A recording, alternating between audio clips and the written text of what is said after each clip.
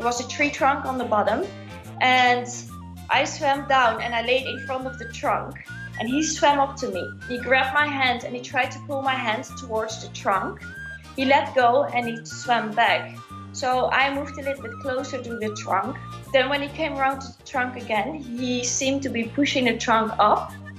So I don't know what he was thinking. I just thought, oh, I help him push a little bit. So with my finger, I pushed against the trunk. He grabbed my finger and he places my finger on the trunk.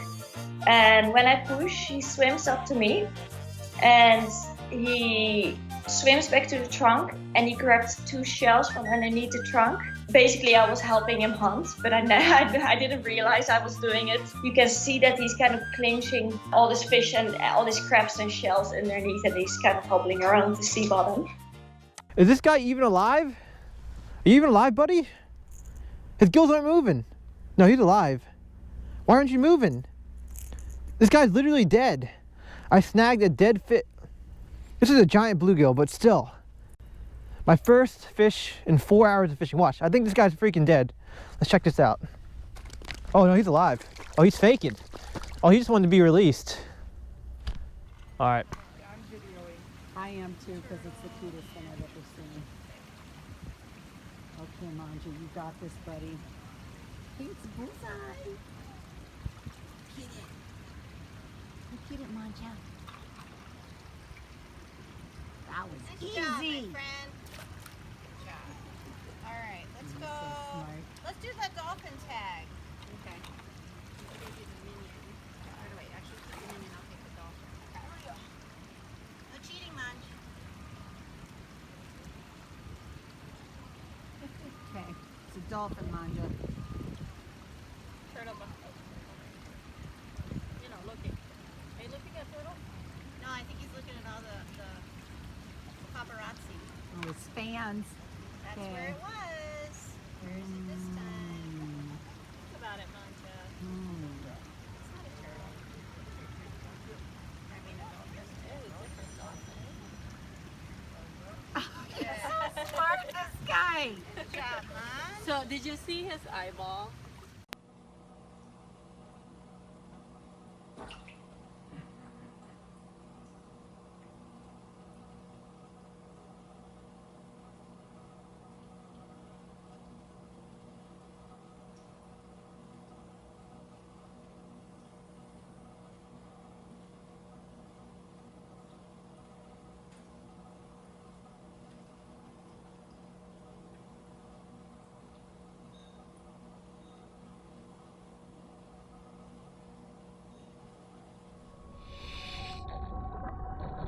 It's not only a shapeshifter, it's a behavior shifter as well, which leaves me totally baffled. This is called doing the flounder, a shape the octopus takes on when moving across the seabed. Now the question you may ask yourself is, what advantage to the octopus is it to look like this fish? Now, it's well known that flounders actually eat octopuses down here. So, I guess if you're mimicking your predator, then your predator might not want to touch you. You could also argue this is probably the most efficient way of moving around in this substrate. Let's face it, there's many other octopuses in a similar habitat which aren't venomous and are not called mimic octopuses, but do a very similar thing. Now that's interesting. When this animal decides it really doesn't want to be pursued, it swims in the manner of a regular octopus in open water.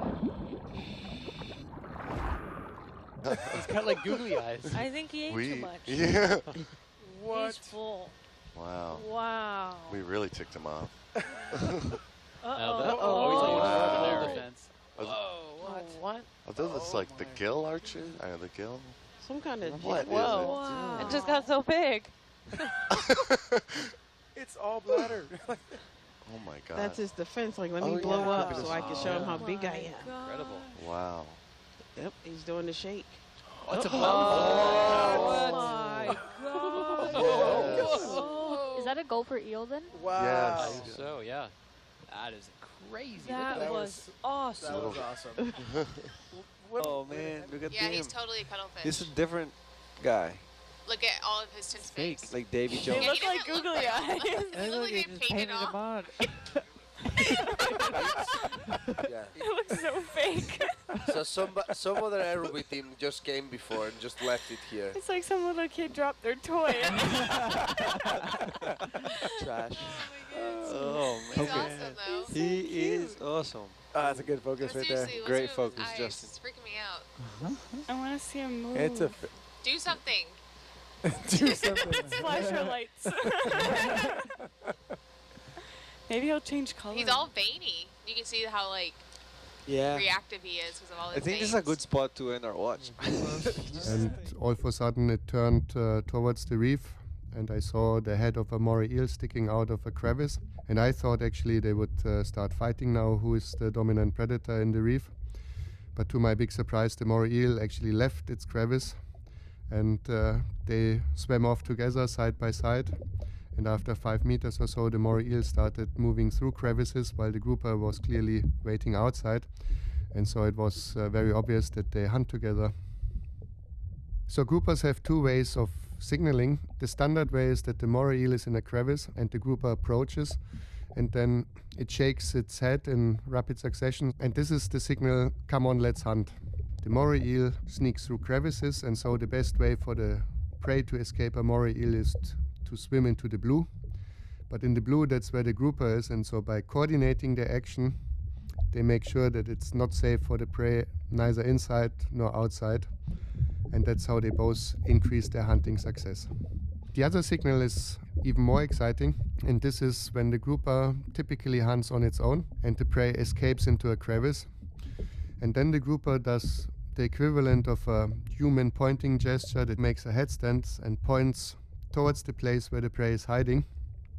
And this then attracts the partner, a moray eel, and hopefully for the grouper, flush the prey out again. Trying to prove that fish are smart seems like spitting in the wind. But scientists from Britain and Australia have shown they can differentiate between complex shapes and patterns. Some can even be trained to recognize human faces. This archerfish was shown 2 different images of human faces and trained to choose one of them by spitting a jet of water at it. The tropical fish could recognize 1 out of 44 new faces, up to 81% of the time. But to compensate, he is probably nature's greatest artist. To grab a female's attention, he creates something that almost defies belief.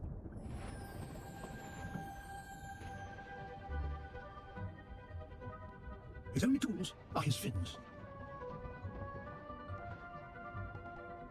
In his head, a plan of mathematical perfection.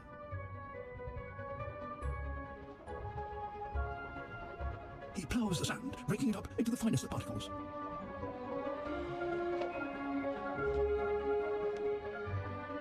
These shells aren't just rubbish to be removed. He uses them to decorate the bridges of his construction.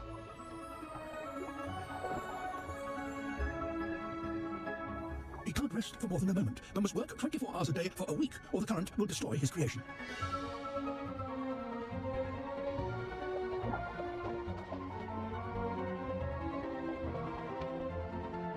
A final tidy-up, and his masterpiece is complete.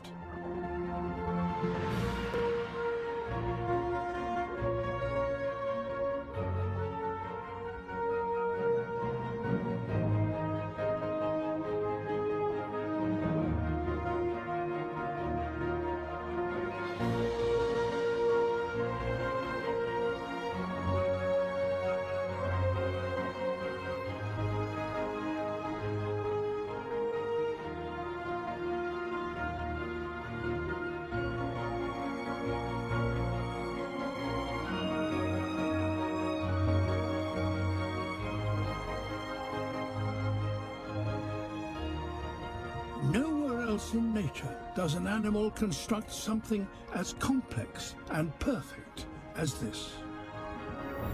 For the first time, researchers have shown that a whale can mimic human speech with a kazoo-like, slightly unhinged call that sounds like this.